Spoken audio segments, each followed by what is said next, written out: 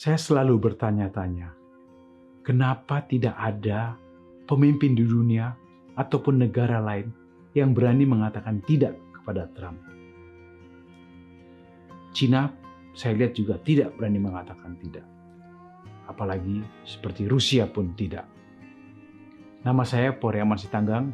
Selamat datang ke podcast King Pori saya. Kali ini saya akan bicara tentang Board of Peace Gaza.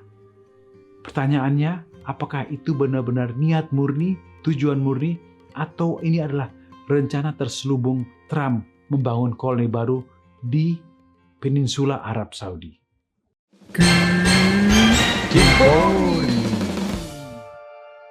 Gaza bukan lagi sekedar nama di peta.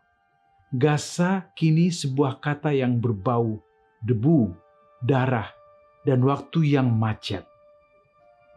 Di atas tanah yang retak, di antara rumah yang tak punya dinding, dunia datang membawa satu kata yang terdengar suci: perdamaian. Dan seperti biasa, perdamaian datang bukan dari mereka yang tinggal di sana.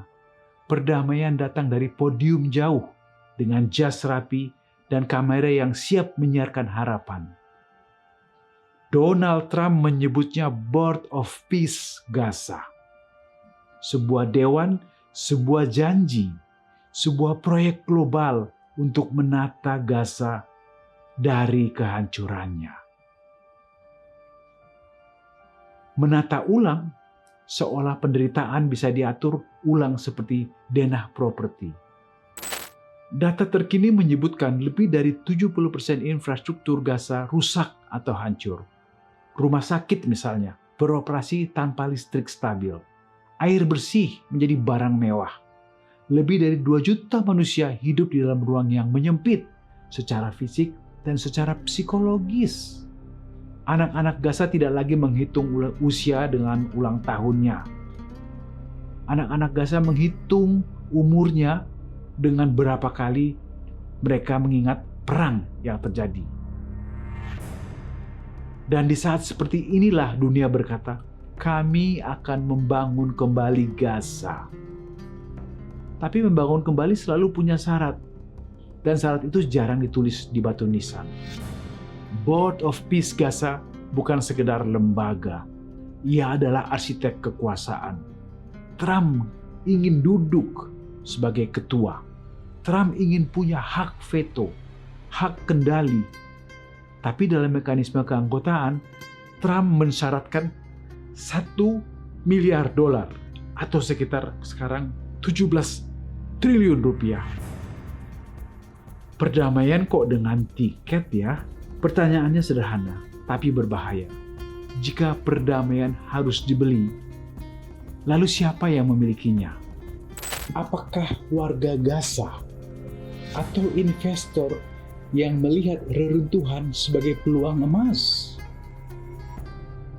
Dalam sejarah dunia, kolonialisme selalu datang dengan kata-kata indah. Pembangunan, stabilitas, modernisasi. Dan selalu berakhir dengan satu kata yang sama, hilangnya kedaulatan.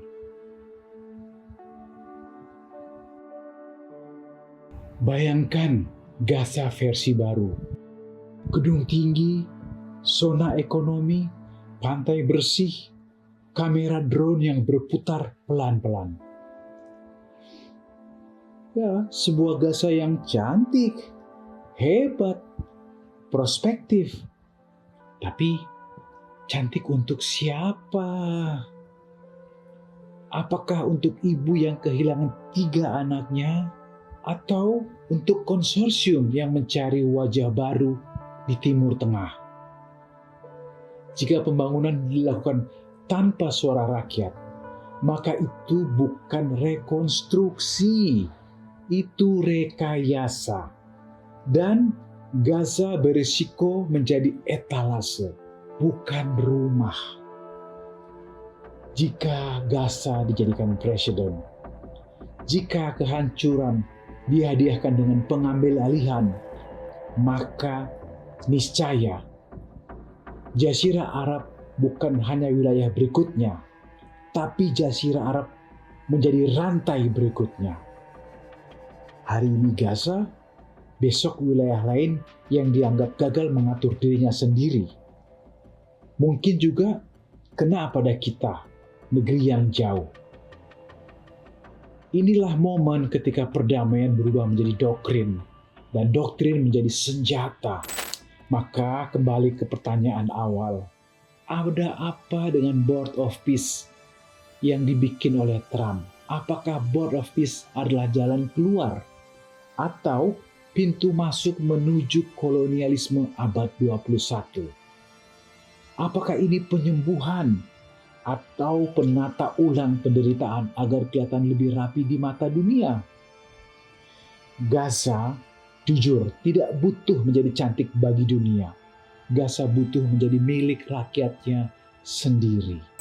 Gaza jangan sampai menjadi cara baru yang kemudian bisa juga sampai ke negeri kita. Makanya saya berharap Indonesia, kita harus berdamai, rukun, kompak sesama kita. Sehingga kita jangan menjadi etalase rekonstruksi dunia berikutnya. Saya Polri Aman Sitanggang, sampai jumpa di King Polri berikutnya.